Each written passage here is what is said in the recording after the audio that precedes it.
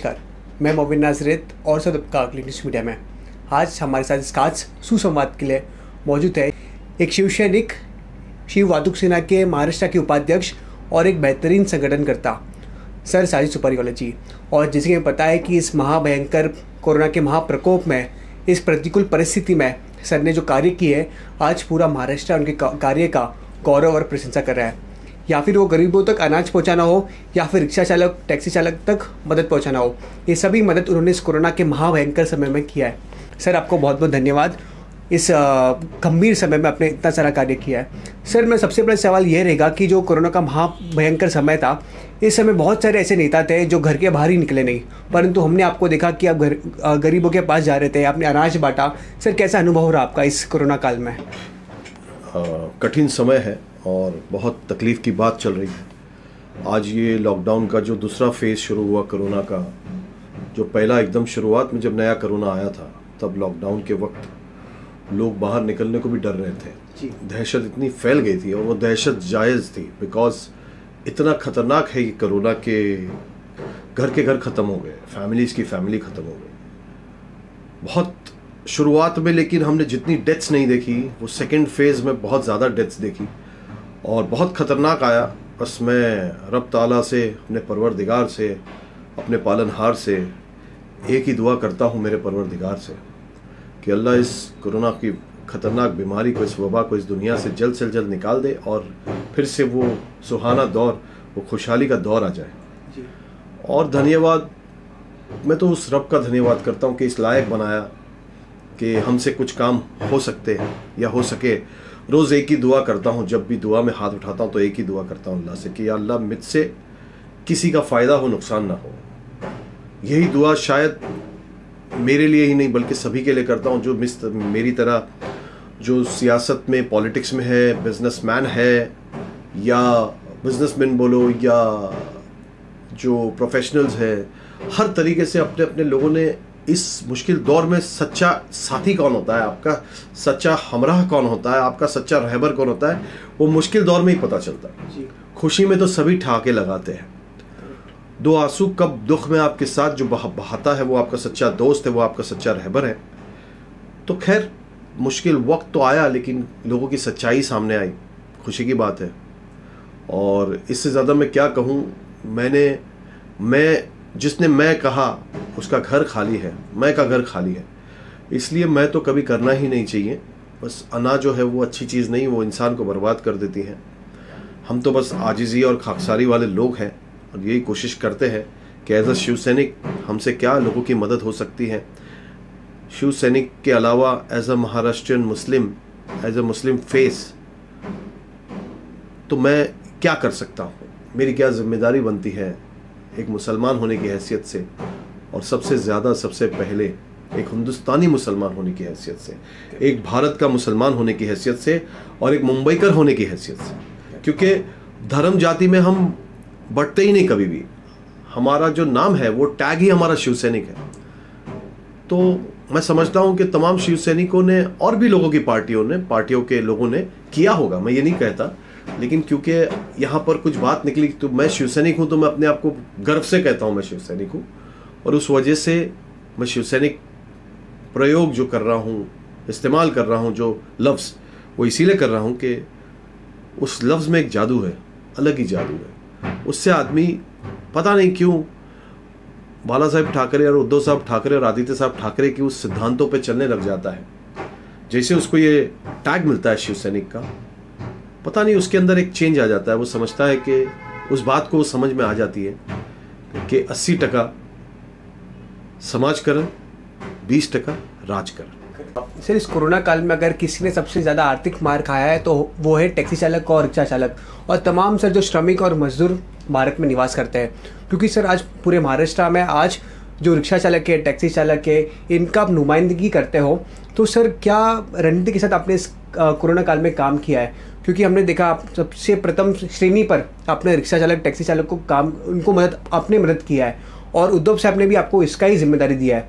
तो सर इसके बारे में हमें बताइए। बेशक हमारे ऊपर ये फ़र्ज़ है कि हम जिस संगठन की हम हेड बनते हैं, जब जिस संगठन से आप कनेक्ट होते हो उस संगठन की जिम्मेदारी आपके सर पर होती है, लेकिन उसके अलावा इंसानियत भी बहुत बड़ी चीज़ है और इंसानियत के नाते हमने सभी की मदद की। खास करके जब हमारे क्षेत्र की बात आती है, हमारे पोस्ट की बात आती है और हमारे संगठन की बात आती है, तो एज अ शिव सैनिक और शिव वातुक सेना का उपाध्यक्ष महाराष्ट्र का रहने की हैसियत से हमेशा मैंने यही कोशिश की कि मेरे वातुकदारों को मैं क्या मदद कर सकता हूँ।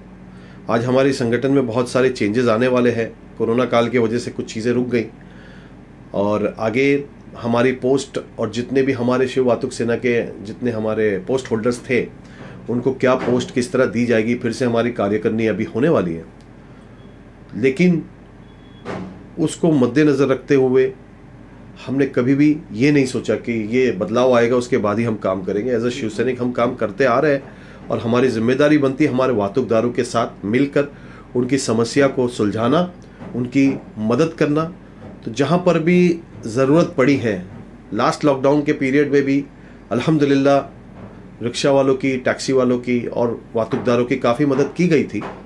और मैं अकेला नहीं करता, हमारी टीम है, मिलके करती है। हमारी शिव वातुक सेना की सारी टीम, जितने भी लोग एक्टिव है, मैं उनका एक का नाम लेकर मैं ऐसा नहीं करना चाहता कि नाइंसाफ़ी नहीं करना चाहता। हर तरीके से, हर जगह पर अपने अपने तरीके से, न सिर्फ शिव वातुक सेना के लोगों ने बल्कि इस वक्त इंसानियत की ज़रूरत है और लोगों ने अपने अपने हिसाब से मदद की।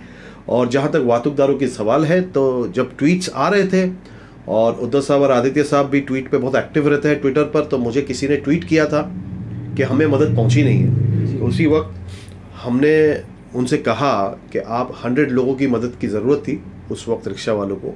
हमने कहा आपका नंबर, आपका डिटेल्स, कॉन्टैक्ट डिटेल्स दे दीजिए, तो हम फ़ौरन आपको मदद पहुंचाएंगे। तो उसमें इससे पता चला कि हमारे उद्धव साहब और आदित्य साहब को कितनी फ़िक्र है, क्योंकि जैसे ही वो ट्वीट का हमने रिप्लाई दिया, उद्धव साहब ने उस ट्वीट को लाइक करके हमें ये इशारा दिया कि हम सब देख रहे हैं कि किस तरह काम किया जा रहा है। तो मैं समझता हूँ आज ऐसे नेता बहुत मुश्किल है मिलना। मैं बहुत खुशकिस्मत हूँ और हम सब शिव सैनिक बहुत खुशकिस्मत है कि हमें उद्धव साहब जैसा सीएम सारे महाराष्ट्र को मिला और आदित्य साहब जैसा मंत्री, ऐसा नेता मिला। समझता हूँ कि पर्यावरण मिनिस्टर जो है हमारे आदित्य साहब सिर्फ पोल्यूशन को दूर नहीं करेंगे, टूरिज़्म को सिर्फ नहीं बढ़ाएंगे, बल्कि गंदगी को दूर करेंगे और इंसानियत को बढ़ाएंगे। कुछ सप्ताह पहले उद्धव साहब ठाकरे और अनिल परब साहब ने ये घोषणा किया कि तमाम जो रिक्शा चालक है महाराष्ट्र में, प्रति रिक्शा चालक के खाता में 1500 रुपया एक आर्थिक पैकेज दिया जाएगा। सर, हमने देखा दिल्ली में अरविंद केजरीवाल जी ने किया है, तेलंगाना सरकार ने किया, तमिलनाडु सरकार ने किया, परंतु सर राज्य सरकार की तरफ से सभी आर्थिक मदद तो मिला जा रहा है, परंतु जो केंद्र सरकार है उनकी तरफ से तमाम जो रिक्शा चालक है, टैक्सी चालक है, उनको कोई मदद नहीं मिल रहा है। तो सर इसको आप कैसे देखते हो? सबसे पहला तो मैं स्वागत करता हूँ उस मदद का। और अनिल परब साहब ने जो हमारे उद्धव साहब ठाकरे माननीय सीएम के साथ मिलकर जो ये स्कीम ऑटो रिक्शा वालों के लिए जो तैयार की, उसका मैं बिल्कुल स्वागत करता हूं। और बहुत खुशी की बात है कि ये इम्प्लीमेंट होना शुरू हो गया। वेबसाइट है, थोड़ा टाइम लगता है, लोग इतने टेक्नो सेवी हुए नहीं हैं हिंदुस्तान में, और ख़ास करके मुंबई शहर होते हुए भी कितने लोग बेचारे ऐसे नहीं जो पढ़े लिखे हैं सारे लोग, क्योंकि रिक्शा वाले जो चलाते हैं वो कहीं कहीं से आते हैं, बहुत सारे स्टेट से आते हैं यहाँ पर पैसे कमाने। अपने सपनों की नगरी है मुंबई, और इस मुंबई शहर में आकर वो लोग यही कोशिश करते कि हम अपना घर में रोज़ी रोटी ले जाए। लेकिन इस महामारी के दौर में काफ़ी डिफ़िकल्टीज आ गई, जिसके वजह से उद्धव साहब ठाकरे हमारे माननीय सीएम और महाविकास अघाड़ी सरकार ने मिलकर, और ख़ास करके मैं बहुत बहुत धन्यवाद कहता हूँ अनिल परब साहब को कि एज अ ट्रांसपोर्ट मिनिस्टर उन्होंने अपनी जिम्मेदारी निभाई। और वो भले ही छोटी मदद हो, लेकिन मदद तो मदद ही होती है। अब इतने सारे लोगों को मदद करनी है तो उसकी रकम जो है वो इतनी बड़ी तो नहीं हो सकती, लेकिन ये रकम भी काफ़ी एक मदद तो कहीं ना कहीं पहुंचाएगी।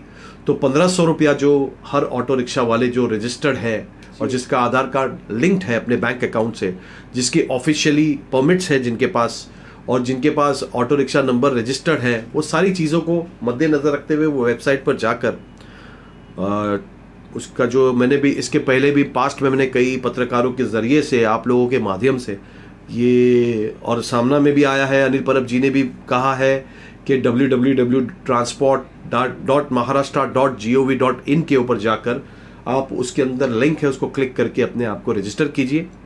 तो जो बेचारे ऑटो रिक्शा वाले भाई नहीं पढ़ पा रहे हैं, हर जगह पे शिव सैनिक अपने अपने तरीके से मदद कर रहे हैं अपने अपने सेंटर्स में, और वहाँ पर लोगों ने जाकर रजिस्टर किया भी है। लेकिन आगे भी क्योंकि कुछ इमरजेंसीज चल रही थी हॉस्पिटल्स की बहुत ज़्यादा, तो उसमें मैं उलझा हुआ भी था और काफ़ी सारी चीज़ें चल रही थी कि लोगों को हॉस्पिटल में बेड्स नहीं मिल रहे थे और बहुत सारे इश्यूज थे। तो उसके लिए हमारी पूरी टीम शिवसेना की लगी हुई थी। लेकिन बहुत जल्द, मैंने लास्ट टाइम भी कहा था लास्ट इंटरव्यू में किसी पत्रकार को, कि मैं इसको इम्प्लीमेंट करने के लिए मैं हेल्थ सेंटर्स इंशाल्लाह, मैं मतलब हम सब इंटरव्यूज में कहा था कि हम सब मिलकर शिव वातुक सेना की तरफ से हेल्थ सेंटर्स क्रिएट करेंगे हर विभाग में, हर डिस्ट्रिक्ट में, और हर तरीके से जितना हो सकता है, और हर शाखा में ही कोशिश करेंगे कि हम टाई अप कर रहे हैं तमाम शाखाओं के लोगों से, वहाँ के रहवासी से। तो हमारे जितने विभाग प्रमुख हैं शिव वातुक सेना के जो रहे हैं, और आगे उनकी पोस्ट क्या आती है, लेकिन अब जब तक वो विभाग प्रमुख रहे हैं तब तक का उनसे गुजारिश की जाती है और तमाम वॉलंटियर से कहा जाता है, और मैं बहुत जल्द हम सब मिलकर इस फैसले पर पहुंचेंगे कि किस तरह इनको ट्रेन किया जाए, और ये बहुत जल्द इंप्लीमेंट होगा। मतलब मैं समझता हूं कि विद इन अ वीक इंशाल्लाह मैं इसको इंप्लीमेंट करने की हम सब मिलकर कोशिश करेंगे। अभी उसकी फॉर्मेलिटीज में लगे हुए, किस तरह उसको हैंडल किया जाएगा, पर विभाग में किस तरह लैपटॉप दिए जाएंगे ताकि वो लैपटॉप पर उनका रजिस्टर कर सके। जिसके पास लैपटॉप ऑलरेडी है या सुविधा है वो अपने तरीके से करेंगे, जिस विभाग प्रमुख के पास नहीं है या जिस उप विभाग प्रमुख के पास नहीं है या शहर प्रमुख या जो भी लोग हैं, जो जिम्मेदार लोग हैं, वो अपने अपने तरीके से अपने पर्सनल लैपटॉप पर ट्रेनिंग देंगे। उसका अभी चयन किया जाएगा, बहुत जल्द इसका फैसला होगा। सर, आप एक कट्टर शिवसैनिक हो और शिवसेना के एक बड़े पदाधिकारी हो, महाराष्ट्र लेवल के नेता हो आप।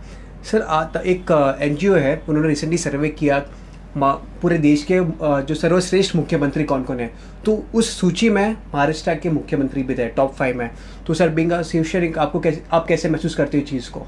बीइंग अ शिवसैनिक ही नहीं, बल्कि being a Mumbaikar, being a Maharashtrian, क्योंकि महाराष्ट्र में रहने वाला जाति धर्म नहीं होती है, सब एक ही है। क्योंकि महाराष्ट्र में रहने वाला महाराष्ट्रियन कहलाता है, और क्योंकि हम मुंबई में रहते हैं इसलिए गर्व से कहते हैं कि हम मुंबईकर हैं। तो बिल्कुल फ़ख्र होता है, शिव सैनिक होने के नाते तो होता ही है, लेकिन एक आम मुंबईकर से भी आप पूछोगे तो उसे भी फ़ख्र होता है कि हमारे CM का नाम टॉप 5 में आया। और वो टॉप 5 क्या, मेरे को लगता है कि वो जो टॉप मोस्ट होता है ना, शायद उससे भी परे है।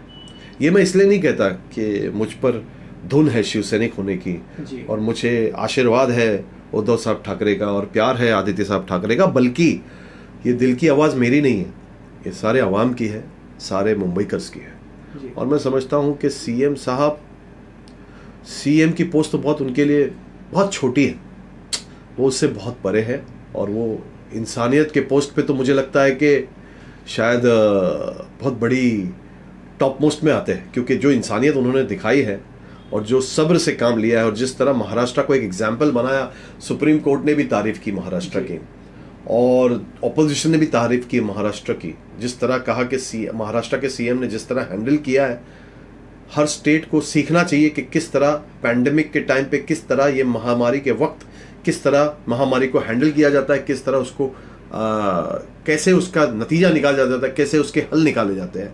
ये हमारे माननीय मुख्यमंत्री उद्धव साहब ठाकरे ने साबित किया। सर, पूरे महाराष्ट्र में अन्य पार्टी के भी वातुक सेना है, तो सर हमने ये एनालाइज किया, ये समीक्षा की आपने कि तमाम जो रिक्शा चालक है, टैक्सी चालक है या फिर आम जनता है, तभी उनके द्वार पर जाते हैं। आप भी सर नेता हो, उनके दूसरे नेता के पास जाते हैं, तो सर वो अवेलेबल रहते नहीं है, अपने कार्य में व्यस्त है। सर, आप एक बिजनेसमैन भी हो, उद्योगपति हो, आपका बड़ा परिवार है सर आपका। सर, ये चीज़ को आप कैसे मैनेज करते हो कि अन्य जो नेता है इस गंभीर परिस्थिति में अवेलेबल नहीं है, परंतु आप 24 घंटे लोगों की खिदमत में लगे हुए हो?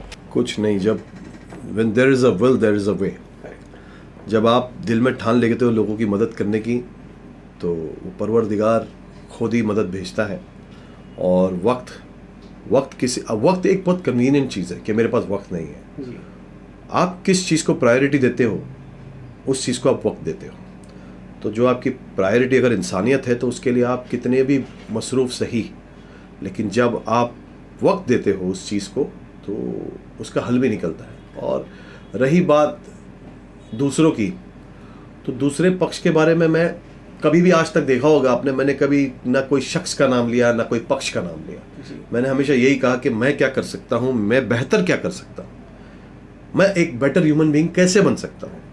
तो मैं समझता हूं कि एक तो सबसे पहले मेरे परिवार की परवरिश, और बचपन से ही ये सिखाया गया है हमें किस तरह लोगों की मदद करनी है। अगर आपके पास 10 रोटी है तो आप भले 1 रोटी 2 रोटी बांटते चलो, 10 रोटी आप पूरी तो खा नहीं सकते। तो कोशिश यही रहती है कि अगर हमारे पास कुछ है तो कुछ लोगों की मदद करने के लिए परवरदिगार ने हमें दिया है तो हम उसको बांटे। खुशी हो तो खुशी बांटे, और अगर वक्त जब ज़रूरत का वक्त है, गम का वक्त है, तो उनके गम को बांटे। तो जब आप ये करोगे तो ज़रूर इंशाल्लाह अल्लाह ताला मदद करेगा। बस यही है, मेरे पास कोई जादू की छड़ी तो है नहीं कि घुमाई और सारे काम हो गए। ये सब मेरे परवरदिगार का करम है। और सबसे पहली बात है, जैसे मैंने शुरुआत में कहा कि शिव सैनिक का एक टैग है ना, जो वो एक जादू की तरह काम करता है। क्योंकि जब आपको वो टैग मिलता है, वो क्या होता है, जादू का मतलब क्या है? जादू का मतलब है कोई ऐसी चीज़ जो आपको बदले, जो ऐसी चीज़ जो मुश्किल काम को आसान कर दे। वो आसान इसलिए कर देती कि वो टैग जब हम यूज़ करते हैं, अपने आप पर इम्प्लीमेंट करते हैं, तो हमारी जिम्मेदारी हमको दिखाई देती है। अरे मैं तो शिव सैनिक हूँ, मेरा ये फ़र्ज़ बनता है, मुझे शिव सैनिक होने का एक जिम्मेदारी आ जाती है। तो वो जिम्मेदारी जो है ना, वो खुद ब खुद आपके काम करवाती है। तो मैं समझता हूँ कि मेरे पास कोई जादू की छड़ी भले ही नहीं है, लेकिन मेरे पास शिव सैनिक का एक टैग है। और जिस तरह से मैं बॉर्न एंड ब्रॉट अप हुआ हूँ इस मुंबई में, तो मुंबई करके हर मुंबई कर में ये हेल्पिंग नेचर रहा है। आप ये नहीं कहता, मैं दूसरों की बुराई नहीं करता, लेकिन मुंबई में एक जादू है कि मुंबई में आप देखोगे कि कहीं ना कहीं हर स्टेट से, हर सिटीज़ से आपको मुंबई थोड़ा परे मिलेगा। ख़ास करके महाराष्ट्र, यहाँ का पानी ऐसा, लोगों की मदद करो, लोगों के काम आ जाओ। मुंबई में आप किसी टैक्सी वाले को या किसी राह चलते को पूछोगे तो शायद वो बिल्कुल अच्छा एड्रेस बताएगा या बोलेगा मुझे पता नहीं। और पता नहीं, यहाँ की एक हवा में एक जादू है। और मैं अल्लाह से दुआ करता हूँ ये मुंबई फिर से पहले जैसा, ये हमारा सारा हिंदुस्तान पहले जैसा हो जाए। इतना खूबसूरत है कि इंडिया छोड़ के आप कहीं भी जाओ तो इंडिया कह लो, इसे कोई भी भाषा में कुछ भी कह लो, ये हमारे हिंदुस्तान का एक जादू है। चाहे इंडिया कहो, चाहे भारत कहो, चाहे हिंदुस्तान कहो, ये मैं तो समझता हूँ ये मेरे ख्वाजा गरीब नवाज का हिंदुस्तान है। सुल्तान हिंद का एक करम है कि हुजूर ने भी, हमारे प्रॉफिट मोहम्मद सल्लल्लाहु अलैहि वसल्लम ने भी इंडिया की तरफ, हिंदुस्तान की तरफ सुल्तान को भेजा कि जाओ ए मेरे ख्वाजा, जाके वहाँ पर बसो और वहाँ के लोगों का उद्धार करो। तो मैं समझता हूँ कि ख्वाजा के चाहने वाले हैं, हम ख्वाजा वाले हैं, तो हम उसी सिद्धांतों पर चलकर एक हिंदुस्तानी नागरिक, एक महाराष्ट्रियन, एक मुंबईकर होने का सबूत दे रहे हैं। और ये चलता रहेगा सिलसिला, जब तक मेरे ख्वाजा नवाजते रहेंगे मैं मेहनत करता रहूँगा। सर बहुत बहुत धन्यवाद इस खास मुलाकात के लिए। थैंक यू सो मच, आपने इस काबिल समझा। जय हिंद, जय महाराष्ट्र, खुदा हाफिज़।